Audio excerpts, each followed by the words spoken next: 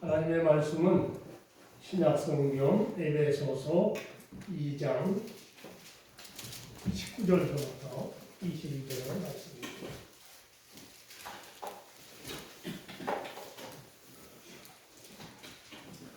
에베소서 2장 19절부터 22절까지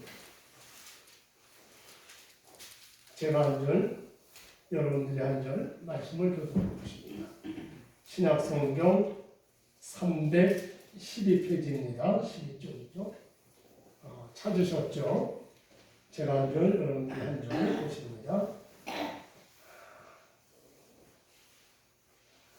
그러므로 이제부터 너희는 외인도 아니요 나그네도 아니요 오직 성도들과 동일한 시민이요 하나님의 권속이라. 너희는 사도들과 선지자들의 소위 세우심을 이루라. 예수님께서 친히 그리스도의 되게 하셨느니라. 그의 안에서 건물마다 서로 연결하여 주 안에서 성전이 되어가고 너희도 성령 안에서 하나님의 거하신 처소가 되기 위하여 그리스도와 예수 안에서 함께 지어져 가느니라. 아멘. 아멘.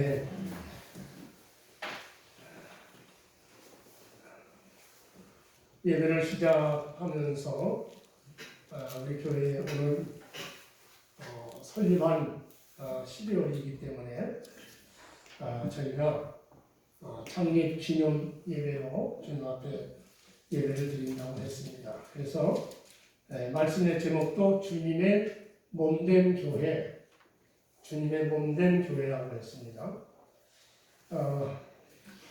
우리 권능우 집사님이 대표 기도를 하시면서 우리 교회 창립된 지가 27주년이라고 말씀을 하셨는데 아마 그것은 우리 집사님이 주보를 보시면 26권으로 되어 있어서 그렇게 생각을 하셨던 것 같습니다. 그런데 우리 교회 창립된 것은 1982년 10월 30일입니다. 그것은 제 앞에 우리 정동성 목사님이 창립을 하셨는데 교회 창립이 그렇게 처음 시작을 해서 그러니까 올해가 40주년입니다. 그렇게 시작을 하셔서 어떻게 이제 되어진 과정은 저는 전혀 몰라요.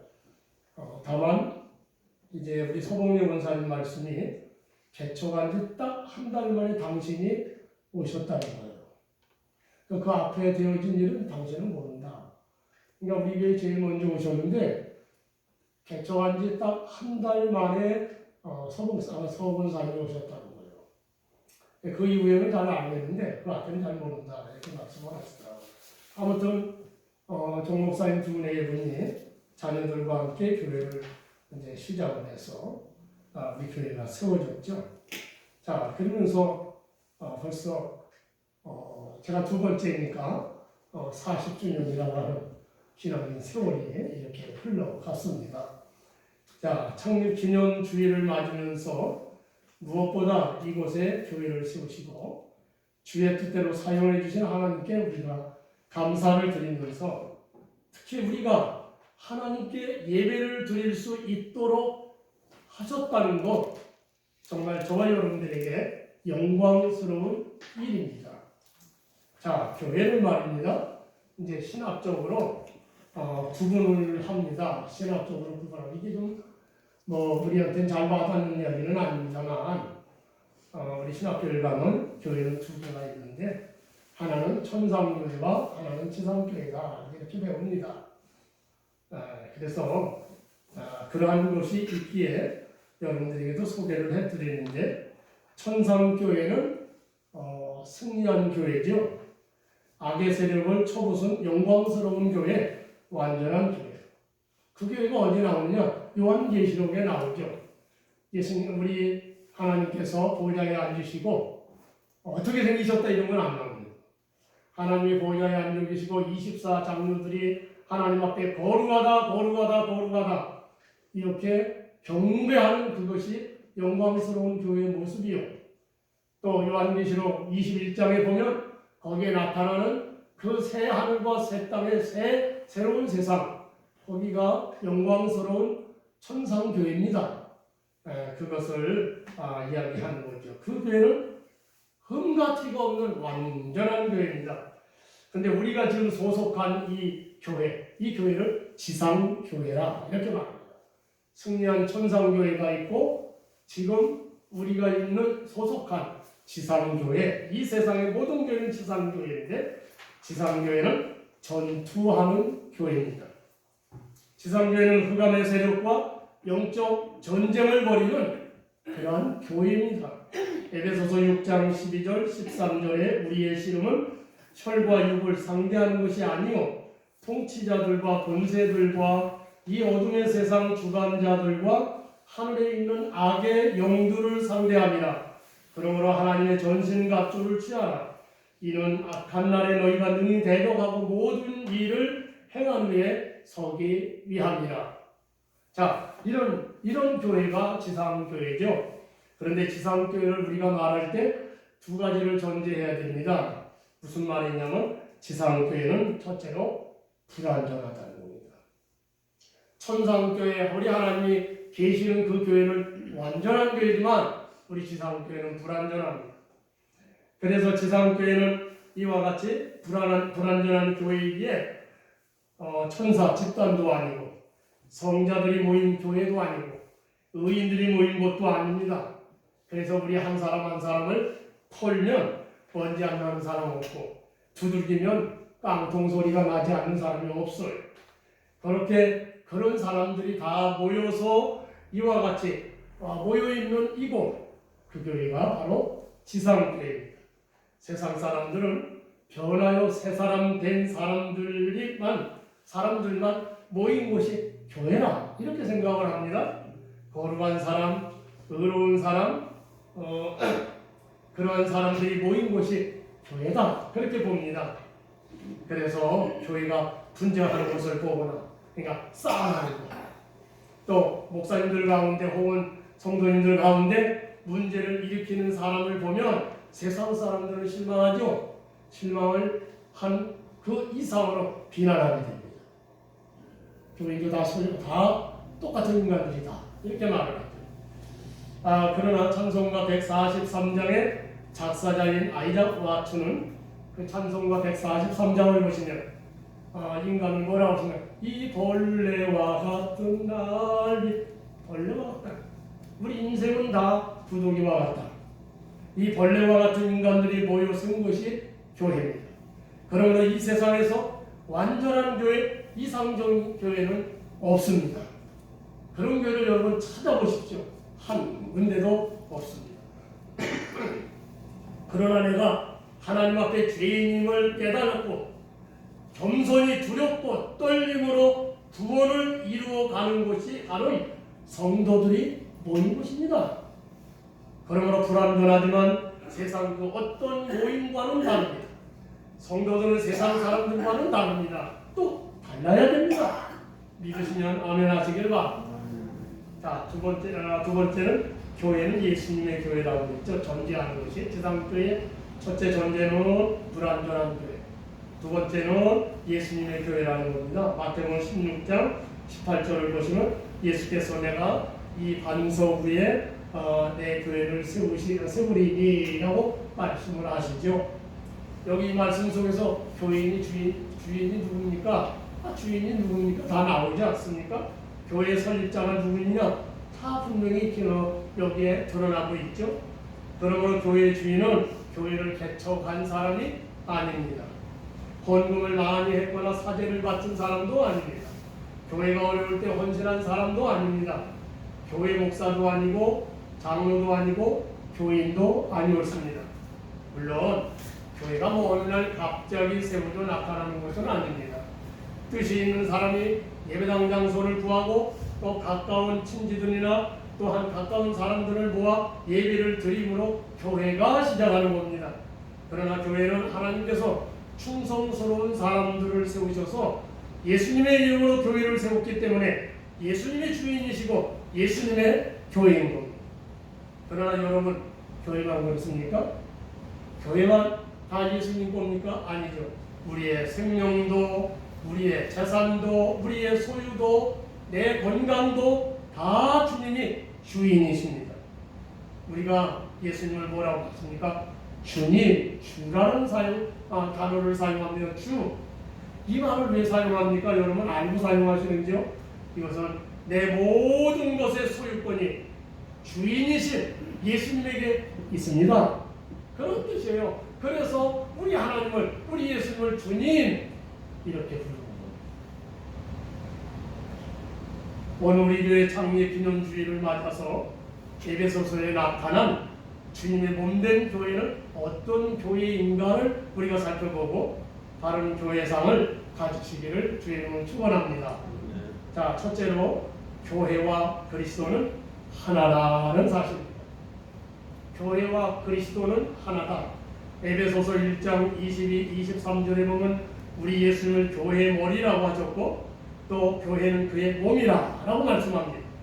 그리고 에베소서 4장 25절에서는 우리는 서로 지체가 된다고 했고요. 에베소서 5장 30절에서는 우리는 그 몸의 지체라 라고 말씀을 했습니다. 이 네 구절의 말씀을 종합해보면 예수님은 교회의 머리요 교회는 그의 몸입니다. 그리고 우리는 예수님의 지체들이라는 사실을 알 수가 있습니다. 그리고 중요한 것은 오늘 보면 21절에 보면 그 안에서 건물마다 서로 연결하여라는 말씀입니다. 우리 몸은 머리와 몸과 팔과 다리, 손가락, 발가락, 오장육부, 실핏줄에 이르기까지 모두가 다 하나로 연결되어 있습니다. 따로따로 노는 지체가 없습니다. 다 유기체입니다. 자, 마찬가지로 교회도 역시 예수님과 교회 안에 있는 모든 조직들과 교인들이 다 하나로 연결되어 있다는 겁니다. 그래서 예수님은 요한복음 15장에서 포도나무 비유를 말씀하시죠. 이렇게 말합니다. 나는 포도나무요 너희는 가지라 라고 말씀을 하시죠. 무슨 말입니까? 예수님과 우리는 하나인 것이다 라고 하는 것을 설명해 주는 말씀입니다. 사람에게는 몸속을 누비고 있는 모든 핏줄이 있죠. 이 몸은요 그야말로 핏줄로 덜덜덜덜덜 저 속에서부터 바깥까지 감아놨습니다. 자, 그러니까 동맥과 정맥과 모세, 혈관 등등 크고 작은 핏줄의 길이가 모두 합하면 아시죠? 12만 킬로미터랍니다. 나는 한 1.2kg라고는 이해가 속히 되겠는데 12만 킬로미터. 우리 몸속의 혈관 길이가요. 근데 이 길이는 얼마나 비교를 하면 얼마나 되는 줄 아십니까? 지구를 세 바퀴를 도는 길입니다. 지구가 얼마나 큽니까? 근데 그 지구를 우리의 몸속의 핏줄이 지구를 세 바퀴를 돌 수 있는 길이라는 거. 어마어마하죠? 이렇게 사람의 몸이 필요로 하고 있는 그 모든 물질을 몸속 구석구석까지 수송하는 수송로가 바로 혈관입니다. 우리가 먹는 약도 이 바로 혈관을 통해서 다 배달이 되는 거 아닙니까? 네. 심장이 펌프질하면 그 힘으로 혈액이 혈관을 흐르면서 필요한 물질을 싣고 전신을 누비며 돌게 되는 겁니다. 그런데 12만 킬로나 되는 혈관을 한 바퀴 도는데 얼마나 걸리는지 아십니까? 시간이 46초밖에 안 걸린다는 거예요. 1분도 안 걸려요. 46초를 한 바퀴씩 돈다는 거예요. 그런데 단 한 군데라도 막히든지 터지면 문제가 일어납니다. 특히 뇌혈관이 터지거나 막히면 전신이 마비가 오든지 몸의 절반에 마비가 옵니다. 반신불수가 되죠. 이유는 간단합니다. 인체는 모두가 연결된 유기체이기 때문이죠. 그러니까 각각 살아있는 기능을 가진 그러나 하나가 되어 있는 조직체입니다. 마찬가지로 교회 역시 어느 한 곳이라도 막히거나 터지면 안 됩니다. 어느 기관이든지 어떤 성도님이든지 모두 평안하게 잘 돌아가야 합니다. 왜 그렇습니까? 예수님과 교회는 한 몸이라는 사실입니다. 유기적 관계, 밀접한 관계를 가지고 있기 때문입니다. 그런 의미에서 교회에서 어떤 교인, 어떤 기관은 중요하다? 아니죠. 다 중요합니다.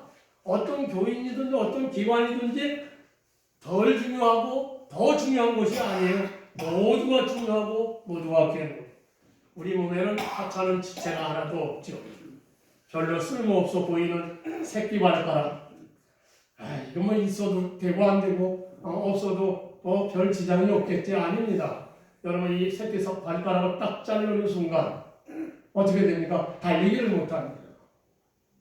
찔뚝거리고 못 갑니다. 그러니까 다 필요하고 중요한 겁니다.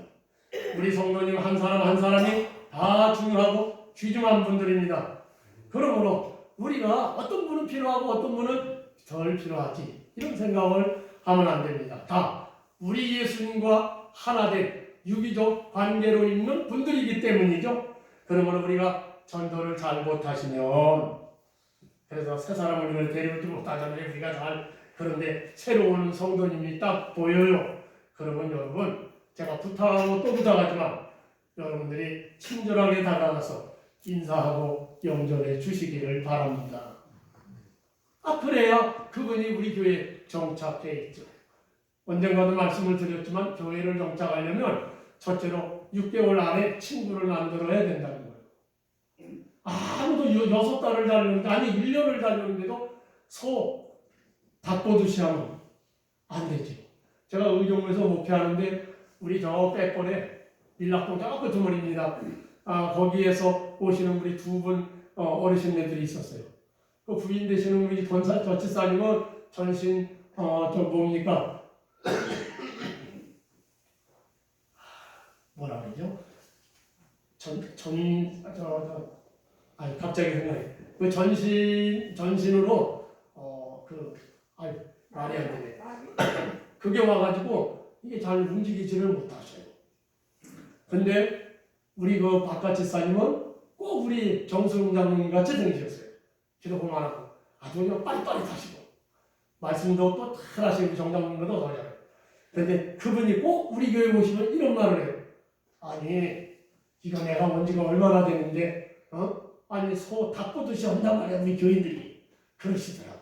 얼마나 섭섭했으면 소 닭보듯이 하느냐 그런 말을.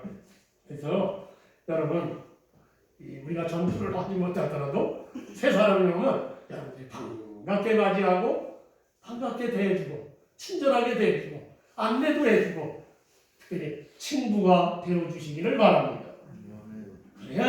그래야 그분이 정착을 하는 거예요. 왔는데도 친구도 없어요. 그래서 친구와 함께 올 때는 오래가는 겁니다. 예? 친구와 함께 와서 등록해서 신앙생활하면 그분은 오래가요. 근데 아무도 혼자 왔는데 친구가 없으면 1년 안에 안 나온다는 거예요. 그건 우리 교회뿐만 아니에요. 어느 교회입니다. 왜? 여러분 한 생명이 천하보다도 귀한 생명입니다. 우리 주님의 가장 필요한 사람들입니다. 그러므로 그러한 우리의 새로운 교인들에 대해서 우리가 그렇게 해야 된다 하는 사실을 기억하시길 바랍니다. 두 번째는 교인과 교회는 모두가 동등하다라는 것을 말합니다. 오늘 19절에 이렇게 말하죠. 그러므로 이제부터 너희는 외인도 아니요 나그네도 아니요 오직 성도들과 동일한 시민이요 하나님의 권속이라.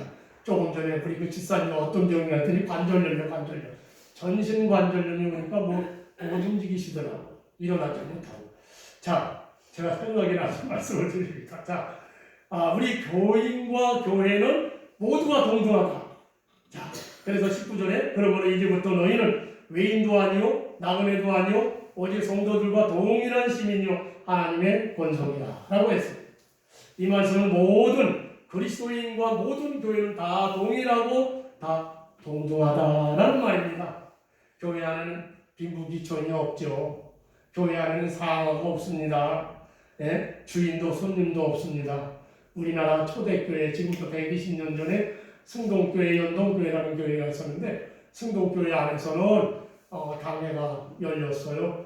그런데 어느 장로님, 박 장로님이 뭔 얘기해서 이런 말을 했습니다. 그건 가당치도 않은데요. 그랬더니 이 장로님이 참판대감을 하셨던 그 이 아무개 장로님이 벌컥 화를 내서 내 이놈이 어느 안전이라고 여기서 그따구 소리 하냐? 천하의 쌍놈이 하고 야단을 쳐서 그분을 비롯해서 여러분들이 나가서 교회를 세운 게 연동교회입니다. 연동교회는 그래서 쌍용교회고 승동교회는 양방교회라 이렇게 처음 연결했어요. 근데 교회 안에는요 양만 상황이 어딨어요. 상황 어딨으니까 다 주 안에서 동등하지요. 그렇잖아요. 그런데 가끔 큰 교회 다니는 사람들을 만날 때가 있는데 큰 교회 다니면 자기도 큰 줄을 아는 분들이 있어요. 그래서 거만하게 목에 힘을 주고 작은 교회를 얕잡아보고 거드름을 피우는 사람도 있습니다. 그것은요 그분이 교회관을 몰라서 그래요. 교회가 어떤 곳인가 하는 것을 알면 누르지 않겠죠. 제가 전도사 때인 1970년대에는 선교단체인 대학생 선교회 CCC라고 하는 그 단체가 대단히 활발했습니다. 그래서 젊은 이들의 우상이 되었었죠 거의. 그런데 이 대학생 선교회에서 선교훈련 받은 젊은이들이 얼마나 교회를 얕잡아고 있는지 목사와 전도사들을 아주 우습게 보는지 굉장히 안타까웠어요. 그래서 그 당시에 일부 CCC맨들은 교회를 안 나와요. 그리고 자기들끼리 모여서 예배를 드리고 그랬죠. 90년대 들어서는 소위 스타 목사님들이 있는 큰 교회를 다니고 제자 훈련 받았다는 사람들이 똑같은 현상을 보이더라는 겁니다. 그래서 서울 몇몇 제자 훈련하는 교회를 빼놓으면 다 수준이 낮다라고 그분들이 생각을 하는 겁니다. 이것은 제자 훈련을 잘못 받은 것이죠. 그래서 영적으로 교만해져 목이 곱고 눈이 어두워진 겁니다. 제자 훈련은 기독교 신지식주의나 귀족이나 특권층을 만드는 훈련이 아닙니다. 대야의 물을 떠다가 제자들의 발을 씻기신 주님의 삶을 배우고 실천하는 것이 제자의 길이죠. 큰 교회나 작은 교회나 다 주님이 세우신 교회이고 주님이 주인이시고 주님이 함께 하시는 교회입니다. 또한 그리스도 안에서 구원받은 성도는 다 주님의 자녀들입니다. 그러므로 모두가 동등하죠. 군대는 장군과 사병으로 구분하기 때문에 그 계급과 서열이 분명합니다. 그러나 교회 안에서의 직분은 서열도 계급도 아닙니다. 주님과 교회를 섬기는 직분일 뿐입니다. 외인도 아니고 나그네도 아니고 동일한 시민이요 하나님의 권속이라 이렇게 말씀을 합니다. 근데 여기 하나님의 권속이라는 말, 권속은 잘 아시겠죠? 가족이라는 뜻입니다. 하나님의 가족이요 그 말입니다. 그래서 교회 생활에 있어 첫째 필요한 것은 가족의식입니다. 우리가 다 그리스도 안에서 한 가족이라는 겁니다. 우리 하나님 아버지를 모시고 있는 자녀들이라는 사실입니다. 그래서 이와 같이 가족의식을 가져야 된다. 그런데 처음 교회에 나오면 낯설 것입니다. 그래서 기존의 성도님들이 친절하게 인사하고 안내해 주어야 합니다. 교회에 처음 나오면 낯설지만 낯선 교인도 아니고 이방인도 아니고 하나님 나라의 시민이고 하나님의 가족입니다. 그러므로 처음 나와도 여러분 가족이라는 의식을 다 가지시고 하나가 되시기를 주의 이름으로 축원합니다. 세 번째는 교회는 예수 그리스도 안에서 서로 연결되어 자라나는 곳이다라는 것입니다. 오늘 본문 21절 22절의 말씀을 보면 그의 안에서 건물마다 서로 연결하여 주 안에서 성전이 되어가고 너희도 성령 안에서 하나님이 거하실 처소가 되기 위하여 그리스도 예수 안에서 함께 지어져 가느니라 라고 했습니다. 이 말씀은 예수 그리스도 안에서 건물마다 서로 연결하여 성전이 되어져 간다, 만들어져 간다 그런 뜻입니다. 그런데 여기 21절에 보면 성경 원문에는 분명히 포함되어 있는 단어가 있어요. 그런데 우리 개정 성경에는 누락되어 있습니다. 어떤 단어가 누락되어 있느냐? 바로 잘한다라고 하는 단어가 누락이 되어 있습니다. 그래서 세번역 성경에는 이 잘한다는 단어를 포함해서 성경을 번역하고 있죠. 21절에 이렇게 번역합니다. 그리스도 안에서 건물 전체가 서로 연결되어서 주님 안에서 자라서 성전이 됩니다. 이렇게 말합니다. 그러니까 교회는 예수 그리스도 안에서 서로 연결되어 자라나는 곳입니다. 지속적으로 부흥하는 곳이 교회라는 말씀입니다. 에베소 교회는 유대인이나 이방인이나 예수 그리스도의 복음을 듣고 하나님의 백성, 하나님의 거룩한 한 식구가 된 사람들의 모임입니다. 그러나 아직도 하나님의 복음을 듣지 못하고 있는 이방인들에게 부지런히 복음을 전하였습니다. 이렇게 하나님의 구속 싸움이 계속 진행되고 있다는 것이고 성령의 역사로 이방인들이 전도되어 에베소 교회, 오늘날 우리 교회가 자라나고 부흥해 가고 있다는 말씀입니다. 그래서 새롭게 예수 그리스도의 은혜 안에 들어온 사람들이 이미 교회를 이루고 있는 성도들과 서로 연결되어 하나의 성전으로 자라난다라고 이렇게 말씀을 합니다. 그것을 뭐라고 그러냐? 한마디로 부흥이다 이렇게 말을 합니다. 그런데 잊지 말아야 할 것은 교회는 하나님이 거하실 처소라는 사실입니다. 오늘 22절에 보면 너희도 성령 안에서 하나님이 거하실 처소가 되기 위하여 그리스도 예수 안에서 함께 지어져 가느니라. 그러니까 교회는 하나님이 거하실 처소인데 그 교회는 한 사람 한 사람이 모여서 교회가 되는 것입니다. 그러므로 여기서 말하는 교회라는 것은 우리가 모여 예배하는 이 건물 예배당이 아니라 우리 믿는 성도님 한 사람 한 사람이 성전이요 하나님이 거하시는 처소라는 겁니다. 그러니까 우리 그리스도인들은 하나님의 성전이라고 본 겁니다. 고린도전서 3장 16절에 너희가 하나님의 성전인 것과 하나님의 성령이 너희 안에 계시는 것을 알지 못하느냐. 그러니까 이 성전은 바로 저와 여러분들이죠. 내 안에 계신 성령님은 우리 하나님이시니까요. 그러므로 하나님의 성전된 우리 자신들이 자라나야 한다는 것. 다른 말로 우리 심령이 부흥돼야 됩니다. 우리 심령이 부흥되지 않고 우리 믿음이 자라나지 않으면 어떻게 됩니까? 성령께서 근심하시는 것. 하나님의 처소인 교회의 일원이 된 우리가 함께 자라나고 나서 성전을 만들어가는 필요한 재료가 되어야 되는데 그렇지 못하고 자라나지 못하니까 제대로 된 재료가 못 되니까 어떻게 됩니까? 성령께서 근심하시는 겁니다. 로마서 8장 26절에 오직 성령이 말할 수 없는 탄식으로 우리를 위하여 친히 간구하시느니라. 그러므로 우리는 성전이 만들어져 가는 재료로서 여러분 부족함이 없어야 됩니다.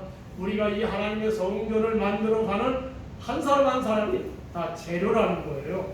그래서 이 관계가 아까 앞에서 말씀을 드린 것처럼 유기적 관계가 돼서 여기서 하나라도 빠지면 교회는 제대로 만들어지지 못하는 겁니다.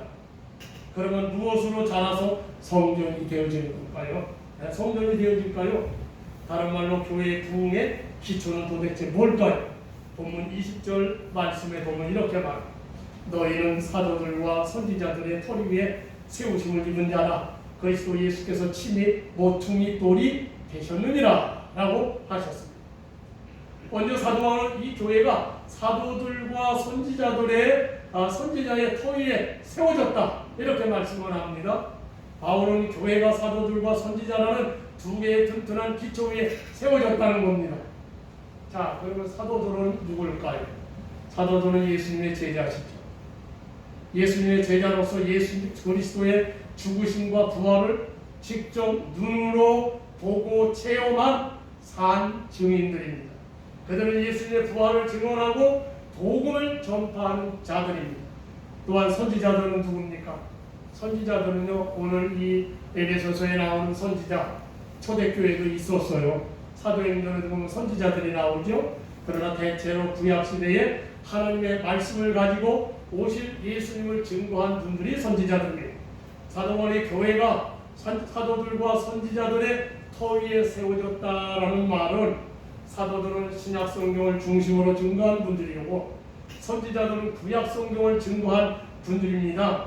그런 거로 교회가 사도들과 선지자들의 터 위에 세워졌다는 말은 곧 하나님의 말씀, 성경 위에 세워졌다 하는 그 말씀입니다. 이 하나님의 말씀이 곧 교회를 세우는 튼튼한 기초가 되는 겁니다. 그리고 교회의 모퉁이도는 바로 예수 그리스도이시죠. 모퉁이에 대한 모퉁이돌에 대한 예언은 이미 시편 118편 22절에 예언도 있었습니다. 건축자가 버린 돌이 진 모퉁이에 머릿돌이 되었나니 이미 예언되어 있었죠. 근데 사도들은 시편 118편 22절에 예언된 모퉁이 돌은 바로 우리 예수님이라고 증언합니다. 사도행전 4장 11절에 이 예수는 너희 건축자들의 버린 돌로서 진 모퉁이에 머릿돌이 되었느니라 라고 했습니다. 무슨 말씀입니까? 우리 예수님을 쓸모없는 돌처럼 생각하고 유대인들은 예수님을 멸시하고 죽였다는 겁니다. 그러나 어떻겠습니까? 하나님께서 다시 살리시고 자기 우편에 두시고 권능과 영광을 홀로 차지하게 하셨으며 만민을 구원하는 기초로 삼으셨으니 진 모퉁이의 머릿돌이 되신 겁니다. 그리고 에베소서 1장 22절에 보면 그 예수님을 교회의 머리로 삼으셨다라고 말씀합니다. 그를 만물 위의 교회의 머리로 삼으셨습니다. 그렇습니다.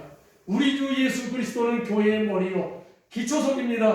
이 복음을 전하는 자들이 바로 선지자들과 사도들입니다. 우리의 신앙이 무엇으로 자라는가요? 하나님의 처소인 성전된 우리의 심령이 우리의 믿음이 자라야 하는데 무엇으로 자라는 것인가요? 그것은 하나님의 말씀 복음이요 성경입니다.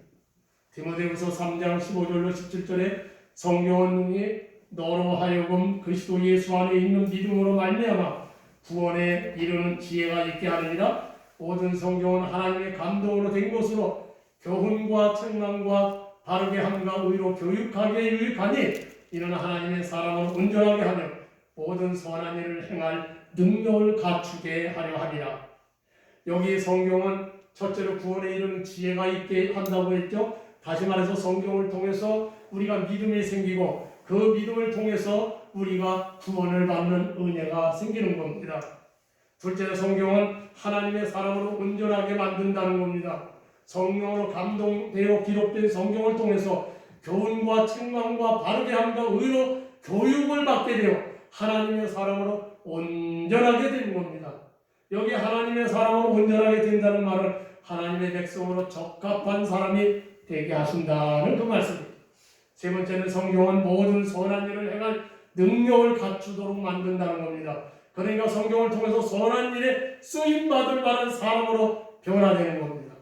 이렇게 우리 한 사람이 하나님의 말씀인 성경을 통해서 믿음이 자라고 심령이 변화되면 우리의 심령이 부흥되고 교회가 부흥하는 겁니다. 그러므로 교회 나와 하나님의 말씀을 듣고 배워 여러분들의 심령이 부흥되고 교회가 부흥되는 역사가 일어나시기를 축원합니다.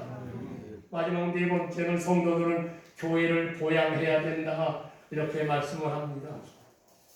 그런데 오늘 본문에는 보양이라는 말이 안 나오는데요. 에베소서 5장 29절에 보면 보양이라는 말이 안 나옵니다.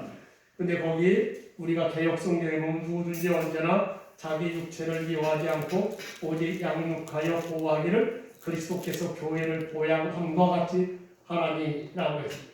여기 보양한다는 말은 지키고 돌본다는 말이죠. 우리 주님은 친히 세우신 교회를 사탄의 세력이나 불의한 세력이 침범하거나 흔들지 못하도록 지키시고 돌보십니다. 그런데 사람의 몸도 보양이 필요하죠. 그래야 건강해지는 겁니다. 요즘 사람들은 건강에 대한 관심이 부쩍 많죠. 식품도 자연식품을 선호하고 육식보다는 채식을 강조하죠. 또 운동도 열심히 합니다. 마찬가지로 교회도 건강해지려면 어떻게 해야 됩니까? 첫째, 목회자가 영적으로 강건해야 되겠죠. 둘째, 성도들의 정신과 신앙이 건강해야 됩니다. 병든 심령의 사람들이 모이면 병든 교회가 되는 겁니다. 셋째로, 성도들의 마음이 평안해야 됩니다. 또 넷째로, 교인들 한 사람 한 사람이 교회를 사랑하고 교회를 보양하는 사람이 되어야 합니다. 우리 지금 한국교회와 세계 모든 교회는 우리 교회는 교회 적대 세력들로부터 사실 둘러싸여 있지요. 우선 적그리스도들이 교회를 공격합니다. 교회를 반대하고 교회를 미워하고 우리 예수님을 싫어하는 자들이 교회를 끊임없이 공격하죠.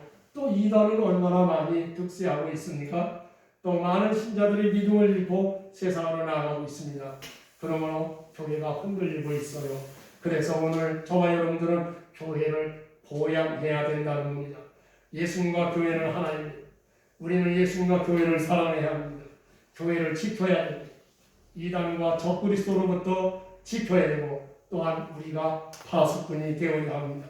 그러므로 우리의 생명을 자라나게 하는 생명의 말씀의 성경을 배우고 그 말씀 듣기를 힘쓰고 또한 깨어 기도하기를 힘써서 주의 몸된 교회를 잘 지켜나가 이 교회를 통하여 우리의 영혼이 부여하게 되고 또한 많은 영혼들을 구원해내는 생명의 교회가 되게 하는 일에 저와 여러분들이 다 쓰임받는 그러한 귀한 일꾼들이 다 되시기를 주의 이름으로 축원합니다. 기도하시겠습니다. 사랑하시는 아버지, 주님의 몸된 교회 에베소서에 나타난 말씀을 통해서 잠시 함께 생각을 했습니다. 우리 교회가 창립된 지가 40년인데 하나님 그동안에 우리가 열심히 하지 못해서 크게 부흥하지 못했사오나 하나님은 이 교회를 지금까지 붙잡아 주시고 또한 앞으로는 더 부흥케 하여 주실 줄로 믿습니다. 하나님께서 놀라운 은혜를 허락하시고 아름다운 교회로 발전하게 하시고 특별히 우리는 주의 진리를 붙잡고 기도하며 교회를 보양해 나가는데 쓰임받을 수 있도록 하나님 축복하여 주시옵소서. 예수님의 귀하신 이름으로 기도합니다. 아멘.